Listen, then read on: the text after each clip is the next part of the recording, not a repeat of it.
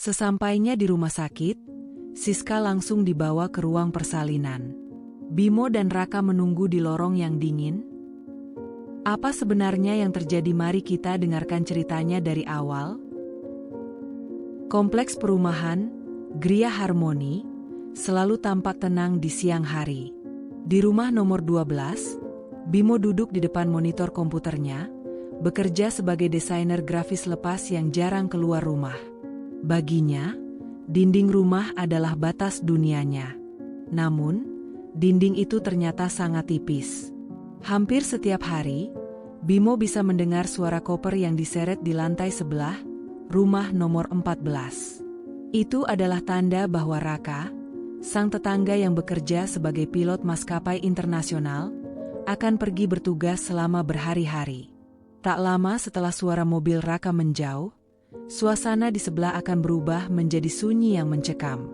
Di sana ada Siska, istri Raka yang cantik namun tampak selalu terisolasi.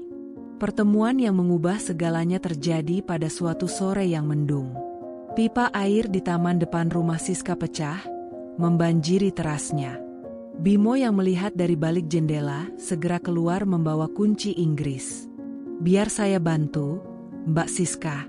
"Sepertinya sambungannya longgar," ujar Bimo sambil berjongkok di rumput yang basah. Siska berdiri di sampingnya, memegang payung untuk memayungi Bimo.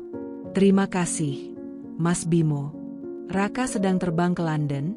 Saya tidak tahu harus menghubungi siapa jam segini." Saat itulah, untuk pertama kalinya, Bimo melihat gurat kesepian yang mendalam di mata Siska. Mereka mengobrol singkat, yang kemudian berlanjut menjadi obrolan di teras sambil minum teh. Siska bercerita betapa ia merasa seperti pajangan di rumah mewah itu, memiliki segalanya kecuali kehadiran suaminya. Puncaknya terjadi seminggu kemudian. Badai besar melanda kota, menyebabkan pemadaman listrik total. Suasana gelap gulita. Ketukan pelan terdengar di pintu rumah Bimo. Saat dibuka, Siska berdiri di sana dengan wajah pucat, memegang lilin yang hampir habis. "Mas Bimo, maaf mengganggu. Saya takut sendirian di rumah gelap itu. Boleh saya numpang sampai lampunya menyala?" bisiknya gemetar. Bimo mempersilakannya masuk.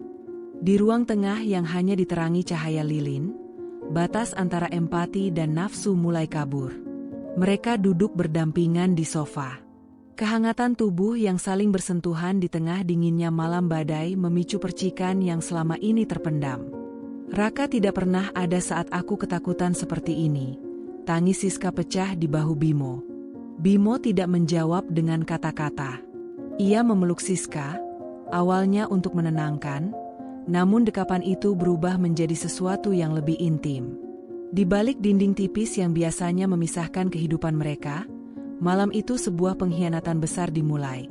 Sebuah rahasia yang akan tumbuh dan menghancurkan masa depan mereka semua. 3 bulan telah berlalu sejak malam badai itu. Hubungan gelap antara Bimo dan Siska menjadi rutinitas yang mendebarkan sekaligus beracun. Setiap kali jadwal terbang Raka keluar, itu adalah lampu hijau bagi mereka. Namun, keceriaan semu itu mendadak sirna di suatu pagi yang dingin. Bimo sedang menyeduh kopi ketika pintu belakangnya diketuk dengan terburu-buru. Siska masuk dengan wajah yang lebih pucat dari biasanya. Matanya sembab, dan tangannya gemetar hebat saat meletakkan sebuah benda kecil di atas meja dapur Bimo. Sebuah test pack. 2 garis merah. "Bimo, aku terlambat 2 minggu, bisik Siska dengan suara parau. "Dan ini hasilnya." Bimo terpaku, jantungnya seolah berhenti berdetak. Ia menghitung cepat dalam kepalanya. "Raka, kapan terakhir kali dia pulang?"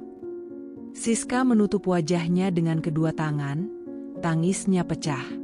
"Dia baru pulang minggu lalu setelah dinas 1 bulan penuh di Eropa. Kita tahu ini bukan miliknya, Bimo. Secara medis, ini mustahil." Ruangan itu mendadak terasa sangat sempit.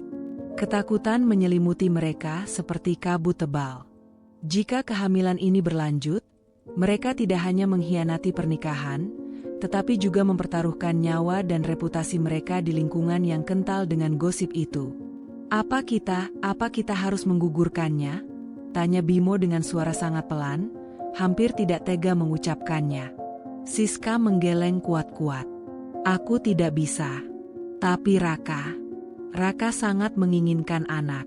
Dia akan sangat bahagia, tapi kebahagiaannya adalah bom waktu bagi kita. Keputusan gila akhirnya diambil. Siska akan berpura-pura bahwa ini adalah anak Raka. Ia akan memanipulasi tanggal dan rincian kehamilannya agar sesuai dengan jadwal kepulangan suaminya. Bimo harus berdiri di balik bayang-bayang, menonton pria lain merayakan buah cintanya sendiri. Sore harinya, dari balik jendela, Bimo melihat Raka pulang. Ia melihat Raka mengangkat Siska ke udara dengan penuh kegembiraan setelah Siska memberikan kabar palsu itu. Suara tawa bahagia Raka menembus dinding tipis rumah mereka, terasa seperti sembilu yang menyayat hati Bimo. Di sana, di balik tembok itu, sebuah pesta kebohongan besar baru saja dimulai. Bulan-bulan berikutnya menjadi neraka yang manis sekaligus menyakitkan bagi Bimo. Perut Siska mulai membuncit, dan setiap kali Bimo melihatnya, ada rasa bangga yang bercampur dengan ketakutan luar biasa. Namun, yang paling menyiksa adalah perubahan sikap Raka. Karena menganggap ini adalah anak ajaib, setelah bertahun-tahun menanti, Raka menjadi sangat akrab dengan Bimo. Ia sering meminta bantuan Bimo untuk hal-hal yang berkaitan dengan persiapan bayi. "Bim, kamu kan jago desain. Bisa bantu aku pilih warna cat dan dekorasi untuk kamar bayi di atas?" Tanya Raka suatu sore sambil merangkul bahu Bimo di teras rumah. Bimo tidak bisa menolak. Ia terpaksa melangkah masuk ke rumah nomor 14. Masuk ke dalam ruang privat yang selama ini ia datangi secara sembunyi-sembunyi. Di sana, di calon kamar bayi, Raka memamerkan box bayi kayu yang mahal. "Aku ingin yang terbaik buat anak ini, Bim. Dia akan jadi pilot hebat sepertiku nanti," ucap Raka dengan mata berbinar penuh harap. Bimo hanya bisa tersenyum getir. Tangannya menyentuh dinding kamar yang baru saja ia bantu Cat.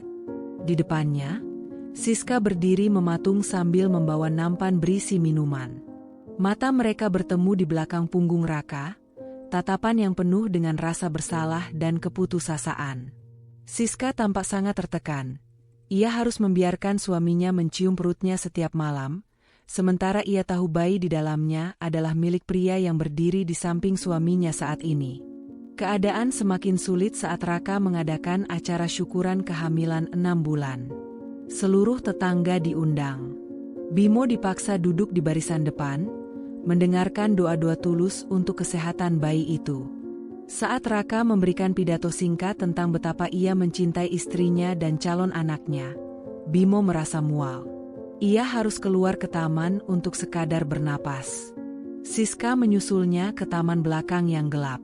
"Aku tidak kuat lagi, Bimo. Setiap kali dia menyentuh perutku, aku merasa seperti pembohong paling jahat di dunia," bisik Siska dengan air mata mengalir. "Kita sudah terlalu jauh, Siska. Tidak ada jalan kembali," jawab Bimo parau. Tanpa mereka sadari, salah satu kerabat Raka sempat melihat mereka berbisik sangat dekat di taman. Benih kecurigaan pertama mulai tertanam, meski belum ada yang berani bicara. Di dalam rumah, tawa Raka masih terdengar keras, merayakan sebuah kebahagiaan yang dibangun di atas fondasi pasir yang siap runtuh kapan saja. 9 bulan yang penuh ketegangan mencapai puncaknya. Di suatu malam yang sunyi, jeritan Siska memecah keheningan kompleks Gria Harmoni. Ketuban Siska pecah. Raka, yang kebetulan sedang tidak terbang, panik bukan main. Dalam kepanikannya, ia menggedor pintu rumah Bimo. "Bim, tolong aku. Siska mau melahirkan, mobilku mogok tidak mau menyala," teriak Raka frustrasi. Bimo, dengan jantung berdegup kencang, segera mengeluarkan mobilnya. Ia mengemudikan mobil dengan Siska di kursi belakang yang mengerang kesakitan, sementara Raka terus menggenggam tangan istrinya sambil membisikkan doa. Bimo melihat dari spion, Ia melihat wanita yang dicintainya sedang berjuang melahirkan anaknya, namun suaminya yang sah yang memberikan kekuatan. Sesampainya di rumah sakit, Siska langsung dibawa ke ruang persalinan. Bimo dan Raka menunggu di lorong yang dingin. Raka mondar-mandir dengan gelisah. Aku sangat gugup. Bim, terima kasih ya. Kalau tidak ada kamu, aku tidak tahu harus bagaimana, kata Raka tulus. Bimo hanya bisa menunduk. Tak berani menatap mata pria yang telah ia hianati begitu dalam. Beberapa jam kemudian, suara tangisan bayi pecah. Raka dipanggil masuk. Tak lama, ia keluar dengan wajah berseri-seri, matanya basah oleh air mata bahagia. Laki-laki, Bim. Dia mirip sekali, tapi... Raka terdiam sejenak, kerutan muncul di dahinya. Kulitnya agak berbeda, dan rambutnya mungkin mirip kakeknya. Namun, drama sesungguhnya dimulai saat perawat keluar untuk meminta tanda tangan dokumen golongan darah bayi.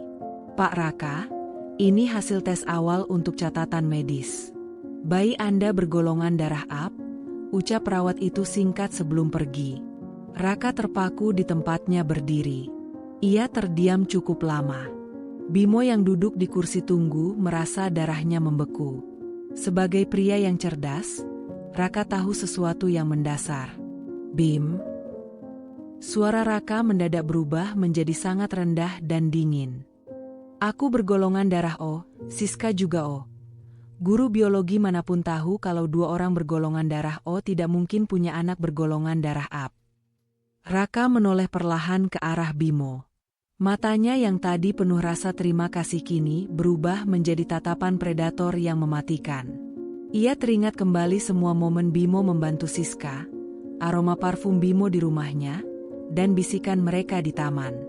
Bim, kamu golongan darah apa? Tanya Raka dengan nada yang sangat mengancam. Bimo tidak bisa menjawab. Lidahnya keluh.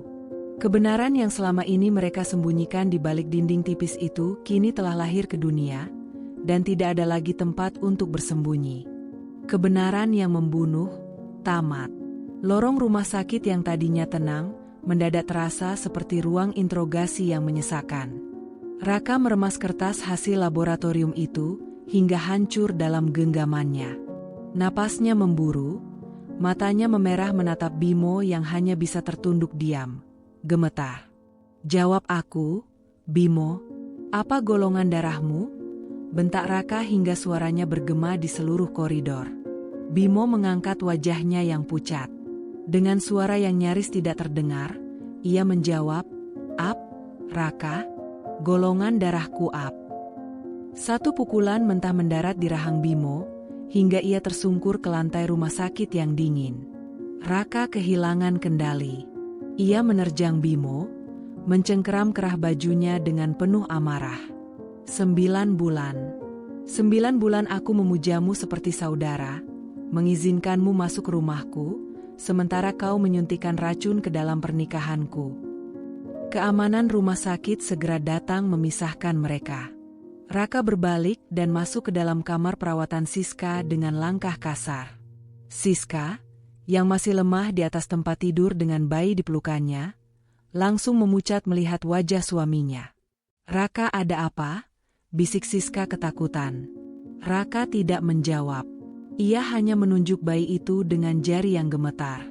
"Dia bukan anakku, Siska. Dia anak si pengecut di luar itu." Siska menangis histeris. Rahasia itu akhirnya pecah berkeping-keping.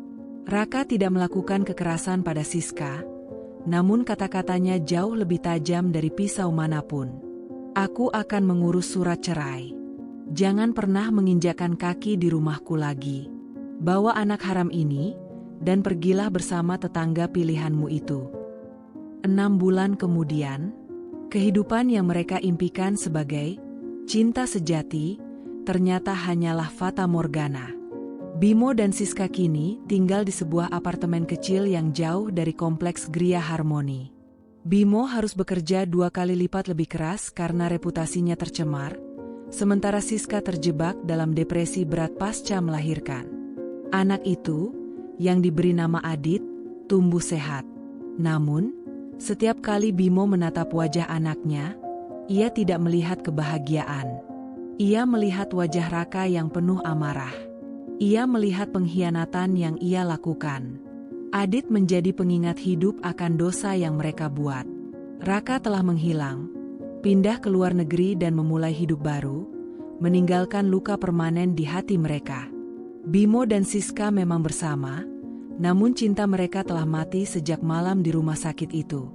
Mereka kini adalah dua orang asing yang dipersatukan oleh rasa bersalah, tinggal di sebuah rumah di mana dindingnya tidak lagi tipis, namun terasa seperti penjara yang dingin dan tanpa akhir. Tamat.